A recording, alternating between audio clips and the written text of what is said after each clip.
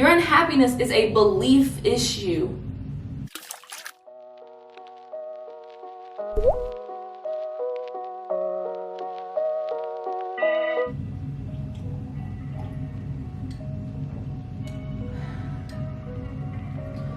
Okay, let's do this. Rising kings and queens, my name is Nia Love, aka the Hope Dealer, and I am a life coach / life influencer. And my goal and my platform is there so that I can become the best person that I can possibly be for myself in every area of my life. And along that journey, take you with me so you can be the best person that you can be for yourself along your own personal journey. If you would like to join the empire, if you like my vibe, first of all, please subscribe, but also go and follow me on Instagram and TikTok at by Nia Love. And if you're one of those people that likes Facebook, I am Nia Love on Facebook, and everything from my Instagram gets uploaded straight there. Now that you know who I am and what I do, let's get into it. So a few weeks ago, I was talking to a friend about how it is my dream to be on a TEDx stage before I turned 30 years old. I was reading my speech to him one day, and in this speech, I give my background, and it opens up a very important question. How do we find happiness? Where does happiness come from? How do we achieve it? So in my story, I talk about my traumatic experiences in my childhood, especially with the relationship with my father. I just never felt like I was safe and secure within myself. Freshman year of college, I was diagnosed with generalized anxiety disorder and depression. I have been dealing with depression and generalized anxiety disorder since 3rd grade. Looking back at my childhood, I cannot remember many times where I was actually happy. Or even if I was happy, I had this pain, this darkness just kind of looming over me. And that led to suicidal thoughts, self-harm, me having feelings of just thinking that I am meant to suffer, that I'm just never meant to be happy, and that there are people on this earth that are just meant to suffer. So in my TED Talk, I talk about how I hit 2 different rock bottoms in my life. First one was sophomore year of college. I was in an abusive relationship. We had been together about a year, and it was a year of hell. So one day we got into a fight. In this fight, I remember ending up in fetal position on the floor, crying, having a panic attack. He was just yelling at me, kicking me, spitting on me, telling me how I was just so unlovable and how nobody's gonna love me like he, and just reinforcing all of those negative thoughts I thought about myself my entire life. And after a couple hours of laying there, something in me snapped. No, I did not kill him. It wasn't that kind of snapped. When that thing in me snapped, I made the decision, no, we're not doing this anymore. I cannot live like this anymore. Something has to give, something has to change. And it's not like that moment was a magic pill for me and then all of a sudden I'm cured, I'm happy, I'm frolicking, and I left him and it was great and I am the woman that I am today. No. I actually had a second rock bottom. The second rock bottom actually happened in 2020. I quit / was fired from a job that made me completely miserable. I struggled to find another job. I was unemployed for a whole 6 months. During this period, I was in a relationship, and I had been in a relationship with somebody for about a year. So during this time, I lost my apartment because my lease was up, and he encouraged me to move in with him because obviously I wasn't in a place where I could afford a lease on my own. Also during this time, I had a business that was failing. In the middle of all of this, we went on a trip to Dallas, and we were there for a week visiting his sister. And at the beginning of the trip, he dumped me. I had no idea. I didn't even know we had problems worth breaking up over. I thought that we were getting married. I was confused. So I had to deal with that and stay for the rest of the week. And when I got home, I had to pack up all of my stuff and move out of his place and move in with my mom into her 1-bedroom apartment. So now I was sleeping on the couch. This was rock bottom number 2, and it sucked. You can imagine that my self-worth was just in the toilet. And I stayed there. I stayed there for a good 2 months. But then after that 2 months was up, another thing in me snapped. And I said, no, We are not doing this. We are not doing this again. I refuse to be depressed. I refuse to be unhappy. So after I finished reading my TED Talk to him, my friend looked at me and he said, so what makes you different? Why is it that when you hit rock bottom, you made a decision and you started to climb up? Whereas when other people hit rock bottom, they either stay there for an extended period of time, or even worse, they go lower by taking their own life. And even though I knew the answer, I recognized that I've always held back from this answer because every time I give it, I receive backlash. However, this is exactly what I did. The difference is that I made a decision. I made a decision to be better. And it wasn't just once. It was every day, every hour, every minute, every second. Now remember, I said that this was simple, but it is not easy. Why? Because we have programmed in our mind that we're just not supposed to be happy.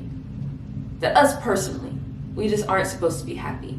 Making that decision is fighting every program, every belief that you have within yourself that's just not possible for you. I took a trip to the Dominican Republic and I was on a tour on a bus riding around a town. It was a very poor town.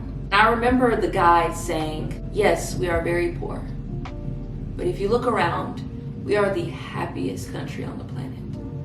I was like, man, how can they be so happy? How can they be so happy when they don't nearly have all of the things that I have? It's in their blood.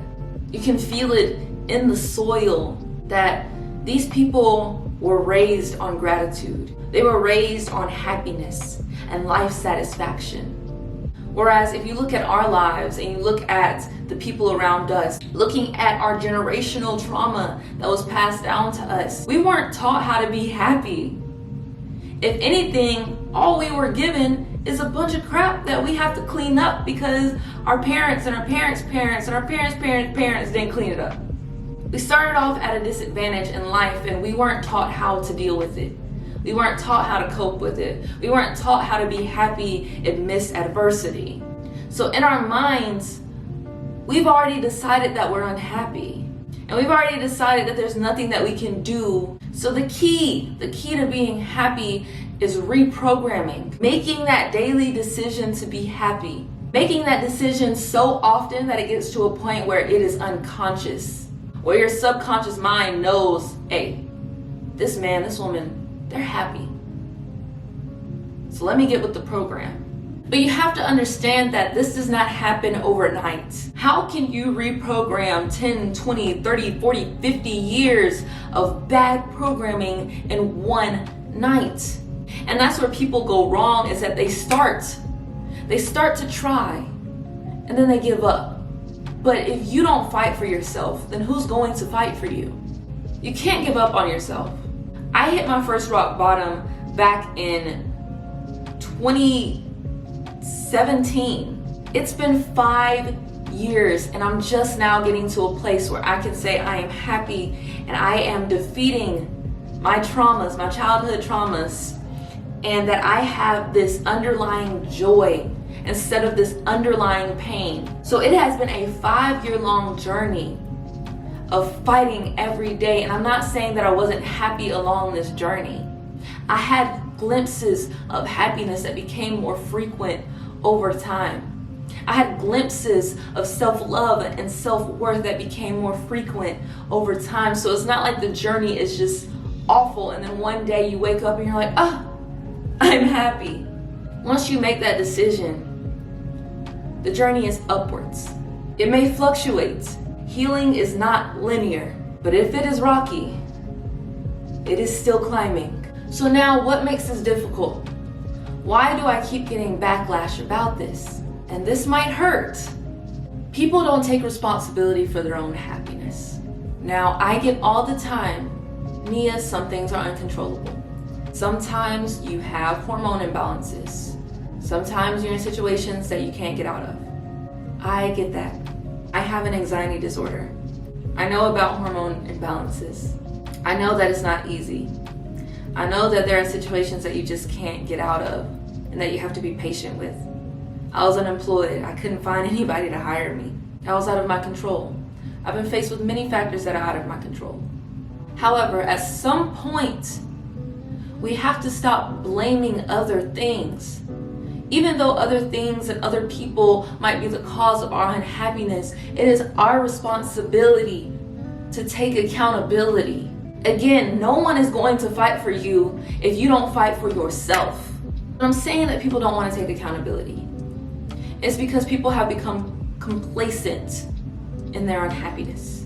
When I have anxiety attacks, my anxiety literally feeds off of more anxiety.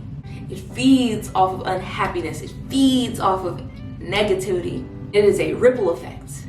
So when you're unhappy, when you're depressed, your unhappiness feeds off of more unhappiness, more depression, more negativity. And it is hard. It is so hard to break that loop. I hear you. I do. However, are we going to sit back and just keep complaining about how hard it is? Or are we going to get up and try? At this point, your life satisfaction is on the line. You have nothing left to lose. Why not try to make that decision until it becomes unconscious? You are allowed to be happy. I don't know if anyone told you this, but you are allowed to be happy. You have to understand that for yourself, though.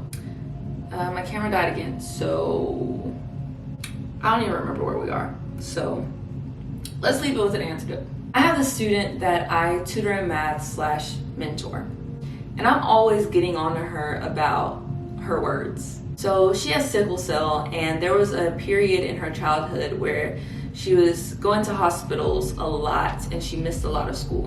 One of her favorite things to say is, I just overthink everything. I just learn really slow. I'm just behind. And she'll say that as an excuse for why she cannot understand the math. And every time she says something like that, I tell her, you learn slow because you want to. You overthink because you want to. And she gets so frustrated with me. But I had to explain to her that everything that you tell yourself, any programs that you keep deciding to rerun instead of rewrite in your mind, that's your decision. Once you become conscious, once you watch this video and you understand that you can reprogram all that crappy programming that was given to you by society and your parents and your grandparents, your great-grandparents, uncles, nieces, nephews, cousins, whoever. Once you know that you can rewrite those programs, once you know that this is a belief issue, your unhappiness is a belief issue. But once you understand that, that's when you have to take accountability. You can no longer make excuses for why you keep running the same programs. Rewrite your programs. Affirm yourself. Every time you say that you can't do something, fix your language. And yes, it is going to be very hard in the beginning because it is a skill. And just like any skill, you will get better at it. So don't use that it's too hard as an excuse. You are worth it. You are worth the intentional effort, no matter how long it takes. If you want to be happy, then you have to put in the work. So put in that hard work now and it will work out over time. And if you need help with affirming yourself, or if you need more advice on becoming your best self, please subscribe. Also, I am recording this way in advance, like months in advance, so I know that I have affirmation cards in the works at the moment. I don't know if they're done yet. I'll probably put something here that lets you know that they're done. And I'm also writing a book on self-love. A guided journal, actually. But that is my job. My job is to help you become your best self, to help you rewrite your programs, to help you recognize that there is hope. That's why I'm the hope dealer, because there is a life outside of your pain. There is a you outside of your pain. You just have to commit to the journey to going and finding that. So if this helped you out in any way, if this resonated with you in any way, if you want to cuss me out about it, I'll probably ignore it, but feel free to do that in the comments. If you have any positive things to say, I actually might respond to you. I actually probably will respond to you. Comment that too. What I need you to do is to help me help you by taking accountability, by committing to this journey. Do it for yourself. If you are tired of being unhappy, then roll with me. Join the empire. I'm committed to your happiness too. Thank you for watching, and I'll see you next time.